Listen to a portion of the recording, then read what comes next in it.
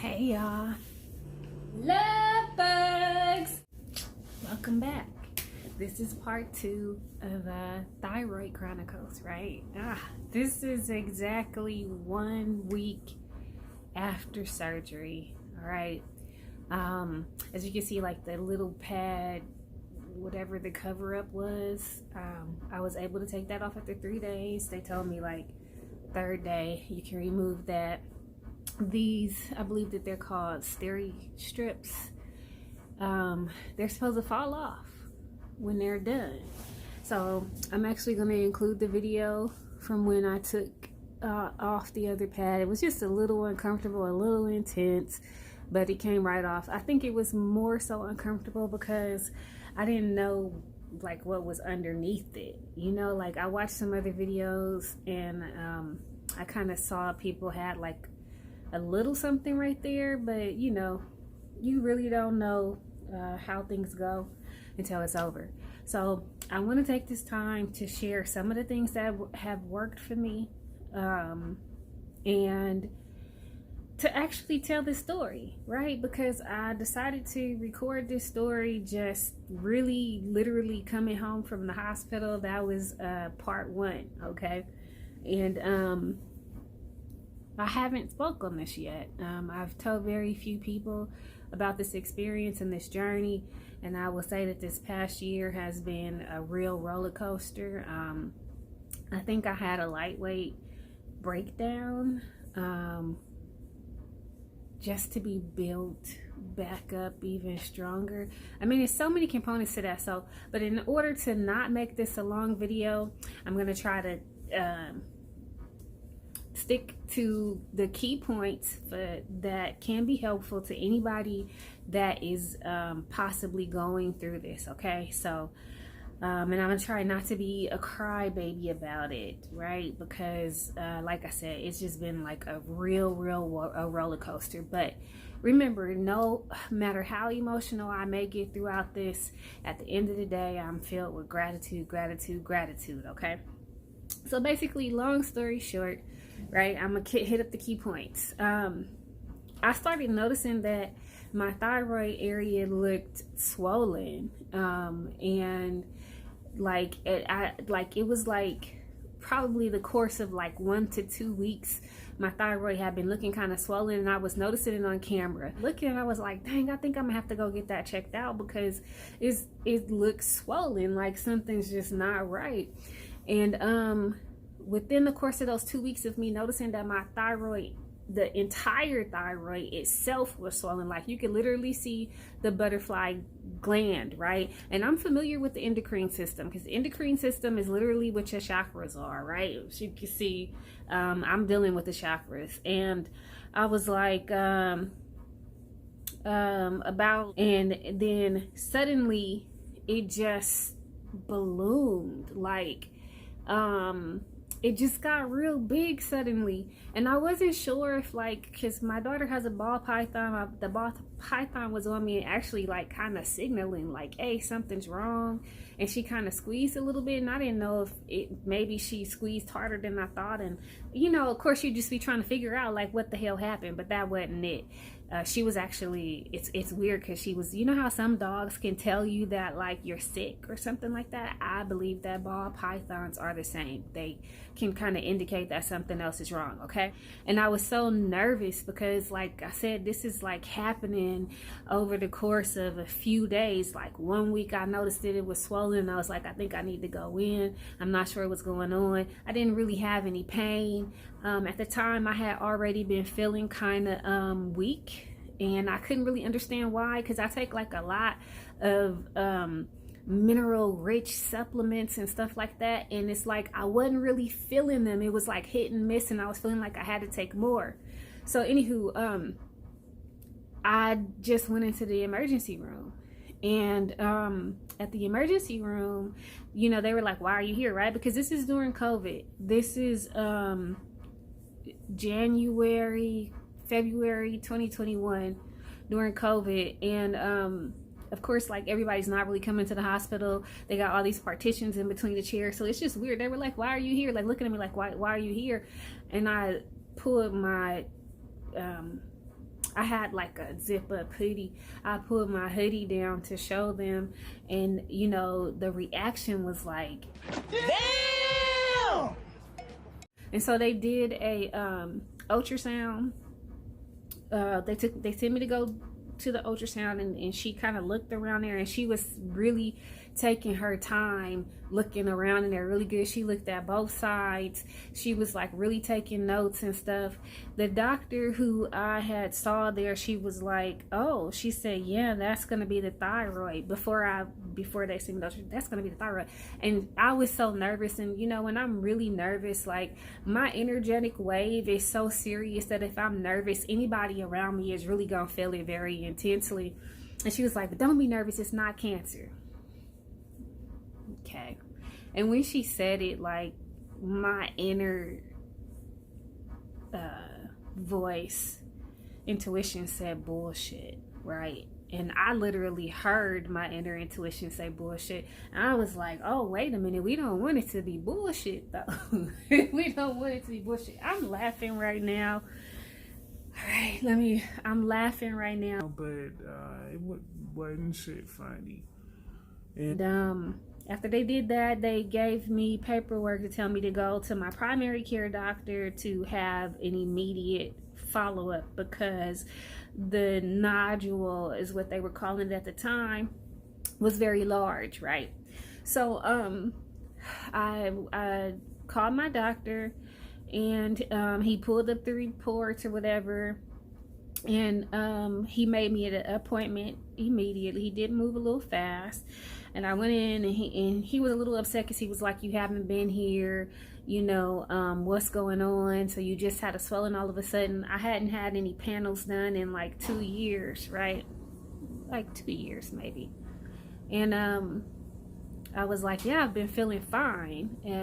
No headaches, no colds, you know, I done gave up dairy, all kind of stuff.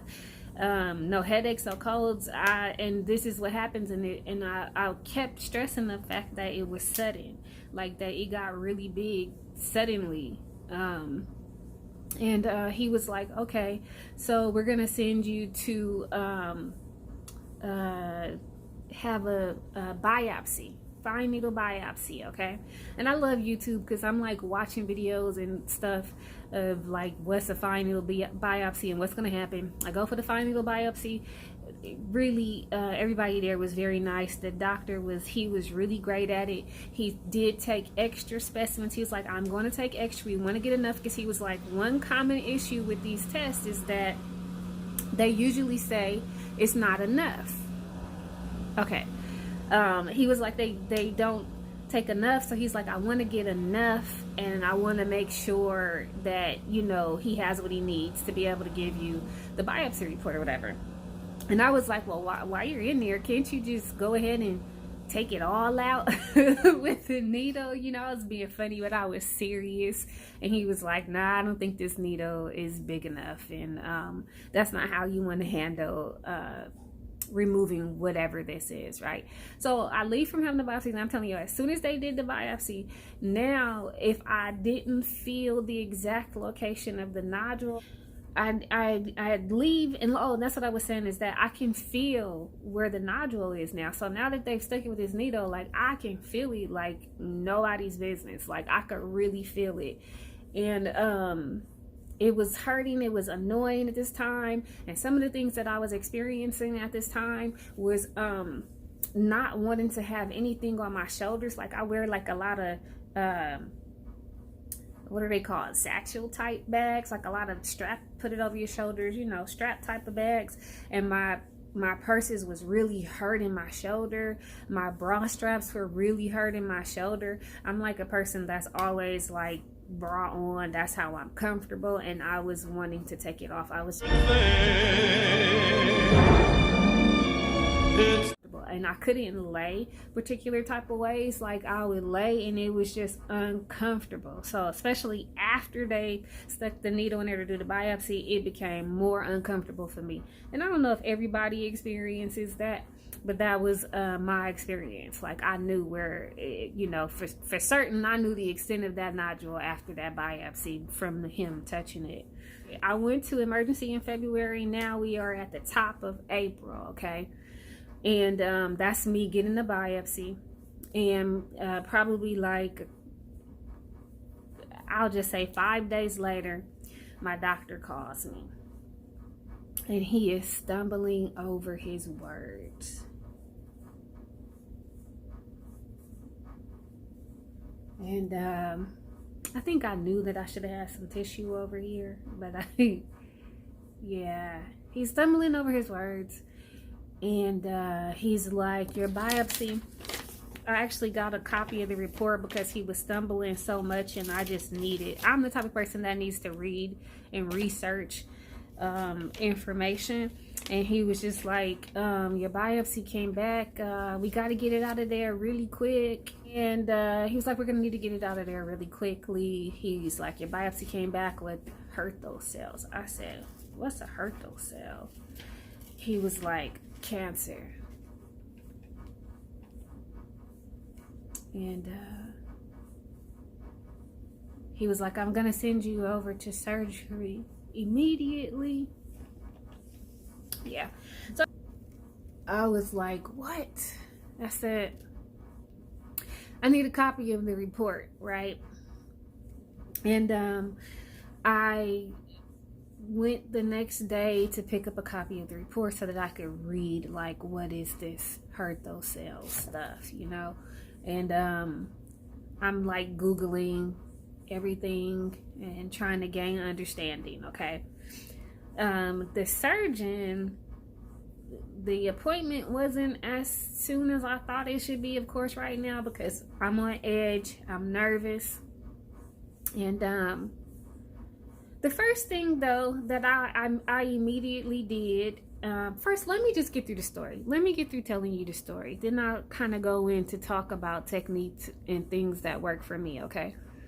I get to the surgeon, and the surgeon is like, you skipped the step. You don't need to come here first. And she was like, well, I was like, well, my doctor told me that I needed to have surgery immediately. And she was like, you need to go through endocrinology first before you come here, because we need to know exactly what's going on, you know, whatever else, whatever. I went to endocrinology. Endocrinology gave me more tests. Thyroid panel came back normal to them. It just was normal, right? And so she was like, we have to talk. Your nodule is so big that we need to remove the nodule, you know. And she said, so you need to make a decision as to if you're gonna get half of it taken out or the whole thing taken out. And I was like, I don't have enough information to make that decision. Like, what do you mean half or whole? Like, what's going on? She's like, we need to you take out the side with the nodule, and if it comes back that it's cancerous, then you need to get the other side taken out. And I said, well, my biopsy says this is what my doctor said. And it's like they were kind of having like a disconnect or something, or I don't know. Like, honestly, you guys, I felt like I got very limited information. I was not happy with the Western doctor system or whatever. And the process, like how they were just kind of like, how could you tell me that I need to make a decision as to if I want to take out half or whole, and you haven't given me enough information? So basically, that was that appointment. My next appointment was going to be with the surgeon for her to talk to me and kind of get into planning for the procedure, right? And this whole time I'm telling the doctors that I feel very weak. Like, is this what's going on? Because I felt extremely weak. Like, I had so many things. I felt extremely weak. Let me tell you, I was part of this agricultural cooperative, and we like hit the land, and there's like pictures of me sitting down because I feel faint. And let me tell you, we work so hard just to even have this moment and this experience. For me to have to sit down, that it just was killing me a little bit. And when the pictures came back, and you can see me sitting on the dirt, like,